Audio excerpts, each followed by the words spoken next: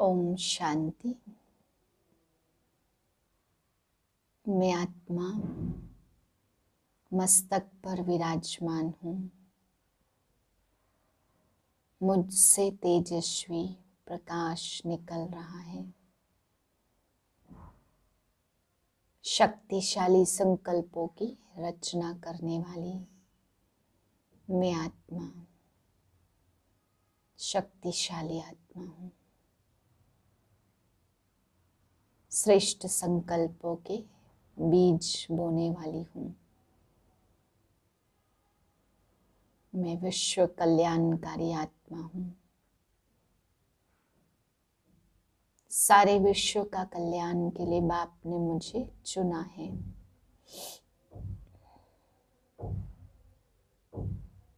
इसी स्मृति में आज के महावाक्य सुनते हैं। 31/1/2022 के महावाक्य हैं। आज बाबा हम बच्चों को समझाते, बच्चे दान देकर कभी भी वापस नहीं लेना है, माया से हारना नहीं है। अमृत वेले उठ करके बाबा कहते बाप को खूब याद करो तो सभी भूत भाग जाएंगे। फिर बाबा समझा रहे, अभी तुम ईश्वर के वश हो तो ड्रामा को जानते हो, फिर तुम रावण के वश हो जाते तो बाबा ने कहा बेताले बन जाते हो। पुराने भी बाबा कहते बच्चे गिर पड़ते हैं। बाप कहते हैं माया के तूफान आएंगे परंतु स्थैर्यम रहना, क्योंकि बाबा पहले से ही वार्निंग दे रहे, बच्चे बहुत पुराने बच्चे भी गिर पड़ते हैं। इसलिए बाबा कहते हैं कितने भी बड़े तूफान आए लेकिन गिरना मत, स्थैर्यम रहना। पूछते हैं बाबा हमारी कोई भूल है? बाबा कहेंगे नंबर 1 भूल तो यह है जो तुम सेवा नहीं करते, जिस कारण फिर पद भ्रष्ट हो जाएगा। कोई कुछ भूल भी पूछते तो बाबा कहते बच्चे सेवा नहीं करते तो ये भी नंबर 1 भूल है। फिर बाबा समझा रहे यह कितनी तरावट की नॉलेज है, इससे बेड़ा ही पार हो जाता है, सब मनोकामनाएं सिद्ध हो जाती हैं। मीठे बच्चे अब सच की वार्तालाप करनी है। तुम जज कर सकते हो कि राइट क्या है और रॉन्ग क्या है। प्रश्न है, अंतर्यामी बाप दुनिया के सभी बच्चों के अंदर की कौन सी बात जानते हैं? उत्तर है बाप जानते हैं इस समय सभी में 5 भूत प्रवेश है। रावण सर्वव्यापी है। तुम बच्चों ने तो 5 भूतों का दान दिया है, लेकिन कभी कोई वापस ले लेते हैं। माया की बहुत कड़ी बॉक्सिंग है, बार बार हारने से कमजोर हो जाते हैं।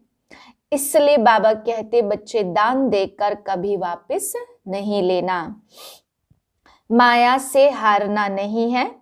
अमृत वेले उच्च बाप को याद करना है तो भूत भाग जाएंगे। गीत है निर्बल से लड़ाई बलवान की, ये कहानी है दिए और तूफान की। ओम शांति। देखो कैसा गीत बनाया हुआ है परंतु समझते कुछ भी नहीं है। जैसे गीता भागवत आदि बनाए परंतु समझते कुछ भी नहीं। अभी तुम बच्चे इन सबका अर्थ समझते हो। तूफान और दीवे की कहानी कैसे बनाई है?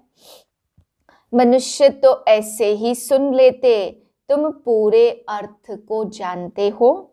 बात यहाँ की है छोटा दीवा तो क्या, माया का तूफान ऐसा है जो बड़े बड़े दीवे को बुझा देता। कभी मुरझा जाते, योग कम हो जाता, योग को घृत कहेंगे।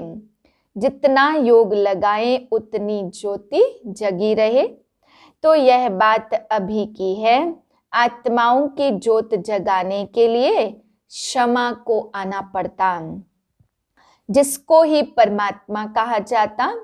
परवाने भी मनुष्य के लिए कहेंगे। तुम कहेंगे परमपिता परमात्मा हमारे सामने हाजिर है, हम आंखों से देखते हैं, उनका शारीरिक नाम नहीं है। शिव तो निराकार है और नॉलेजफुल है, नॉलेज दे रहे हैं, इसलिए तुम कहेंगे हम हाजिर देखते हैं, क्योंकि उनसे हम नॉलेज लेते। सुनाने वाला है शिव, मनुष्य कहते परमात्मा हाजिरा हुजूर है, परंतु पूछो कहाँ है, कहेंगे सर्वव्यापी है। यह तो बात ही नहीं ठहरती, वह आकर के राजयोग सिखलाते हैं। तुम जानते हो शिव बाबा हमको पढ़ा रहे हैं, तो जरूर आंखों से देखेंगे ना। आत्मा भी है ना, तुम कहते हो हम आत्मा हैं, जरूर स्टार मिसल है, देखने में भी आती। खुद आत्मा कहती है मैं स्टार हूँ, बहुत महीन हूँ। आत्मा भ्रुकुटी के बीच में रहती है, यह भी जानते हैं, कोई कहते हम कैसे माने। अच्छा भ्रुकुटी में नहीं समझो आत्मा है, कहाँ न कहाँ तो सही ना। आत्मा ही कहती है यह मेरा शरीर है। भ्रुकुटी शुद्ध स्थान है, इसलिए आत्मा का निवास स्थान यहाँ दिखाते।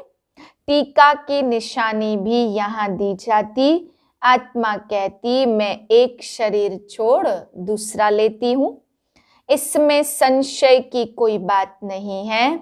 आत्मा याद करती है परमपिता परमात्मा को।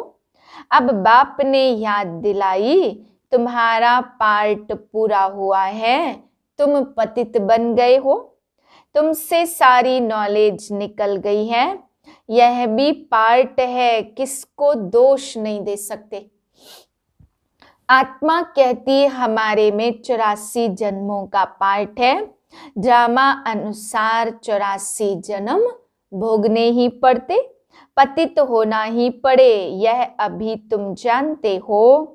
जब समझाया जाता तुम कहते हो बाबा बरोबर ड्रामा में तो पार्ट ही मेरा है। आपने समझाया यह अनादि ड्रामा है, हम ड्रामा के परवश हैं। अभी तुम ईश्वर के वश हो तो ड्रामा को जानते हो। बाबा कहते मैं तुमको कितनी नॉलेज देता हूँ, सब कहते यह बिल्कुल नई नॉलेज है। सच और झूठ सिद्ध कर बताया जाता, भारत ही सचखंड और झूठ खंड बनता। सच खंड में सच ही होगा ना, और झूठ खंड में झूठ का ही वार्तालाप है। अब जब तक तुमको सच की वार्तालाप न मिले तो तुम जज कैसे करो। बाप कहते अब तुम जज करो, मैं तुमको राइट समझाता हूँ या वह राइट समझाते। तुम कहते हो मैं आत्मा हूँ, मेरी आत्मा को क्यों तंग करते हो। आत्मा ही तंग होती, आत्मा अलग हो जाती तो कोई तकलीफ नहीं होती। शरीर के साथ ही आत्मा सुख दुख भोगती है, फिर निर्लेप क्यों कहते हो। परमात्मा के लिए भी कहते वह नाम रूप से न्यारा है, लेकिन जब परमात्मा कहते हो तो यह भी नाम हुआ ना। कोई बुदबुदा कहते, कोई ज्योति स्वरूप कहते, जानते कुछ भी नहीं है। यह एक ही ड्रामा है जो रिपीट होता रहता। हर एक एक्टर को अपना पार्ट बजाना है, एक ड्रामा एक रचयिता। इन बातों को कोई भी नहीं जानते। वह तो समझते आकाश में यह जो स्टार्स हैं उसमें भी दुनिया है, वहां भी जाकर हम लैंड करेंगे, प्लाट खरीदेंगे। अब वह सत्य है या बाप जो समझाते वह सत्य है। बाप ही नॉलेजफुल मनुष्य सृष्टि का बीज रूप है, कोई तो बीज होगा ना इस कल्प वृक्ष का। बाप समझाते वृक्ष भी एक ही है, यह वृक्ष अभी जड़ जड़ीभूत अवस्था को पाया है। अब पुराना झाड़ हो गया, फिर नया कलम लगता, क्योंकि मुख्य देवी देवता धर्म है वह प्रायः लोप हो गया। विस्तार तो सारा एक बीज है ना, तो बाप कितनी अच्छी रीति बैठ समझाते। फिर यह माया बिल्ली ज्योति बुझा देती, तूफान लगने से कितने बड़े बड़े झाड़ गिर पड़ते। लिखते हैं बाबा माया के तूफान बहुत आते, इसको विघ्न भी कहा जाता। बाप कहते बरोबर रावण की आसुरी संप्रदाय विघ्न डालती। फिर पुकारते हैं, पुकारते पुकारते फिर माया के तूफान विकार में गिरा देते। पुराने पुराने भी गिर पड़ते हैं। बाप कहते माया के तूफान तो आएंगे, परंतु तुम स्थैर्यम रहना, कभी किसको गुस्सा नहीं करना। कहते हैं बाबा हमको क्रोध भूत ने जीत लिया। बाप कहते यह बॉक्सिंग है, घड़ी घड़ी गिरते रहेंगे तो तुम कमजोर बन जाएंगे। तुमने तो विकारों का दान दिया है, दान देकर फिर वापस नहीं लेना। कोई भी प्रकार का दान देकर फिर वापस नहीं लिया जाता। कहानी भी है ना, राजा हरिश्चंद्र ने दान दिया था। यह मिसाल बैठ बनाए। हाँ तो बाप कहते इंश्योर करना हो तो करो, नहीं करेंगे तो तुमको कुछ भी नहीं मिलेगा। वास्तव में दान की हुई चीज वापस हो नहीं सकती। समझो किसी ने दान दिया मकान बनाने में, मकान बन गया फिर वापस कैसे हो सकता। कन्या दान की, पैसे दिए, शादी हो गई, फिर वह वापस कैसे देंगे। दान दी हुई चीज वापस आ नहीं सकती। बाप कहते तुम बच्चों को कितनी खुशी होनी चाहिए। सब साधु संत आदि कहते परमात्मा सर्वव्यापी है, नाम रूप से न्यारा है। अब नाम रूप से न्यारी तो कोई चीज होती नहीं है। आकाश का भी नाम है ना, परमात्मा का सब नाम जपते। शिवलिंग की प्रतिमा है, फिर नाम रूप से न्यारा क्यों कहते हो। परंतु हट से उतरते ही नहीं, इसलिए बाप ने समझाया। पहले पहले कोई मिले तो पूछो परमपिता परमात्मा से आपका क्या संबंध है। वह पिता हुआ ना, और तुम बच्चे कहाँ भी सेवा कर सकते हो। शिव के मंदिर में जाकर पूछो तुम्हारा परमपिता परमात्मा से क्या संबंध है। सामने शिव का मंदिर खड़ा है, यह आपका क्या लगता है। पिता है तो पिता कभी नाम रूप से न्यारा व सर्वव्यापी हो सकता है क्या। कितनी अच्छी अच्छी बातें समझने की है। पिता कहते हो तो जरूर उनका नाम रूप भी है। बंदगी करते हो, याद करते हो तो जरूर उनसे कुछ प्राप्ति होनी चाहिए। इन सब बातों को तुम्हारे में भी सब नहीं समझते। भल यहाँ सम्मुख बैठे हैं, वह भी इतना निश्चय नहीं कर सकते। आज है कल नहीं रहेंगे, तुम सुनेंगे फलाने फलाने चले गए। देखते हो कितने रफू चक्कर हो जाते हैं, तूफान में गिर पड़ते। वास्तव में सारा ज्ञान तुम्हारी बुद्धि में रहता। जैसे बाबा बीज है, उनकी बुद्धि में सारा ड्रामा का ज्ञान है। जो सिखाया है वह तुम्हारे पास भी है, जो तुम किसको भी समझा सको। नंबरवार तो है, कोई की बुद्धि सतो, कोई की रजो तमो। बाबा से कोई पूछे तो बाबा बता सकते हैं। यह ब्रह्मा भी कहते हम बता सकते कि तुम्हारी बुद्धि सतो रजो व तमो है। सारा सर्विस के ऊपर मदार है। कोई को ज्ञान की अच्छी धारणा होती तो कहेंगे सतो प्रधान बुद्धि है। हर एक खुद समझ सकते हैं कि मैं क्या करता हूँ। पूछते हैं बाबा हमारी कोई भूल है। बाबा कहेंगे नंबर 1 भूल यह है जो तुम सर्विस नहीं करते, जिस कारण पद भ्रष्ट हो जाएगा। सर्विस तो देखने में आती है ना, कितना समझाया जाता कि मंदिरों आदि में जाकर समझाओ। बल गपोड़ा मारते हम सर्विस बहुत कर सकते, परंतु बाबा जानते यह सेवा नहीं कर सकते हैं। है बहुत सहज, झाड़ ड्रामा का ज्ञान बहुत सहज है।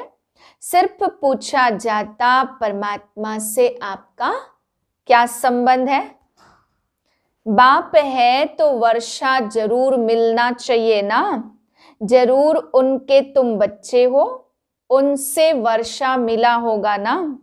जो अब गवाया हमने भी गवाया हुआ वर्षा फिर से पाते हैं। निश्चय होने से झट वर्षा पाने लग पड़ेंगे, परंतु किसकी तकदीर में नहीं है तो मानेंगे भी नहीं, तदबीर कर नहीं सकते। यह भी जानते हैं वह बाबा है अंतर्यामी, मैं हूं बाहरयामी। ऐसे नहीं, सारी दुनिया के अंदर क्या है वह बैठकर बताएंगे। हाँ, यह जानते हैं कि सबके अंदर 5 भूत प्रवेश हैं, इसलिए कहते रावण सर्वव्यापी है। तुमने अभी भूतों का दान दिया ही नहीं, पुरानी दुनिया के देह सहित सब संबंधों से बुद्धि योग निकाल। एक बाप को याद करने में ही बड़ी मेहनत है। यह मेहनत रात को अच्छी रीति हो सकती है, अभी से प्रैक्टिस करेंगे तब याद कर सकेंगे तो अमृत वेले का असर अच्छा चलेगा। सवेरे सवेरे जागना पड़े, सवेरे सवेरे उठकर भक्ति मार्ग में माला फेरते, कोई राम राम जपते, कोई क्या जपते, अनेक मंत्र हैं। काशी का पंडित होगा तो कहेगा शिव शिव कहो। सन्यासी आदि सब लोग भक्त हैं, साधु साधना करते, घर बार छोड़ जंगल में जाते। यह भी साधना है ना। हठ योग मार्ग भी ड्रामा में है। यह तो जानना चाहिए कि स्वर्ग का आदि सनातन देवता धर्म कहाँ चला गया। देवताओं की पूजा करते, परंतु यह नहीं जानते कि हम किस धर्म के हैं। हम भी पूजा लक्ष्मी नारायण की करते थे, धर्म फिर हिंदू कह देते हैं। अभी तो हम लिखते हमारा ब्राह्मण अथवा देवी देवता धर्म है, फिर भी वह हिंदू लिख देते क्योंकि भारतवासी सब हिंदू हैं। मुसलमानों का अलग लिखेंगे, बाकी सब हिंदुओं की लाइन में आ जाते हैं। यह वंडरफुल राज है। अब तुम्हारी बुद्धि में बेहद की नॉलेज है। इस सृष्टि चक्र को ड्रामा ही कहेंगे। ड्रामा रिपीट होता है, नाटक नहीं। उस नाटक में कोई एक्टर हो तो बदले में और कोई एक्टर डाल देते, कोई बीमार हो तो रिप्लेस कर देंगे। चैतन्य नाटक है ना, इनको नाटक भी नहीं, इनको ड्रामा फिल्म कहेंगे। इसमें कोई चेंज नहीं हो सकती। मनुष्य कहते हम मुक्ति को पाएं, परंतु ड्रामा में यह चेंज हो नहीं सकती। कोई नहीं जानते कि यह ड्रामा है, इससे कोई भी निकल नहीं सकता। यह बड़ी समझने की बातें हैं। है भी पुराना, अनेक बार पार्ट बजाया, चक्र लगाया। इन बातों को कोई समझने की भी कोशिश नहीं करते। समझते भी हैं बरोबर एक गॉड है और यह वर्ल्ड की हिस्ट्री ज्योग्राफी रिपीट होती, परंतु जानने की कोशिश करें उसकी फुर्सत नहीं है। पुराने बच्चों की ही बुद्धि में नहीं रहता। तूफान लगते रहते, आगे चल वृद्धि को पाते रहेंगे। बहुत आएंगे, समझने की कोशिश करेंगे। मौत जब नजदीक आएगा तब जल्दी समझेंगे। तुम तो कहते हो कि विनाश आया कि आया। इससे पहले वर्षा लेना है, फिर तुम कहेंगे कितना देरी से आए हो। अभी तो रात दिन योग में रहो, तब विकर्म विनाश होंगे। विकर्म बहुत है, टाइम लगता है, इनको भी कितना समय लगा है। अब तक पॉइंट रही हुई है, हम तो ढिंडोरा पीटते आए कि मौत आया कि आया। जैसे शेर की कहानी है ना, वह समझते यह गपोड़ा मारते। एक दिन विनाश तो आ ही जाएगा, फिर भागेंगे परंतु टू लेट। यह बेहद की बात है, फिर इनसे वह कहानियां बना दी। विकर्म विनाश के लिए योग अग्नि बहुत चाहिए। हाँ, नए नए बहुत ऐसे निकलेंगे जो पुरानों से भी तीखे जाएंगे। मार्जिन है, बाप कहते भल घर में रहते हुए रात को जागो, जितना जो दौड़े। भल रात को नींद भी नहीं करो, बहुत तीखे जाएंगे। यह कितनी तरावट की नॉलेज है। बेड़ा ही पार हो जाता, सब कामनाएं सिद्ध हो जाती। अच्छा, मीठे मीठे सिकिलदे बच्चों प्रति माता पिता बाप दादा का याद प्यार गुड मॉर्निंग। रूहानी बाप की रूहानी बच्चों को नमस्ते। हम रूहानी बच्चों के रूहानी बाप को नमस्ते।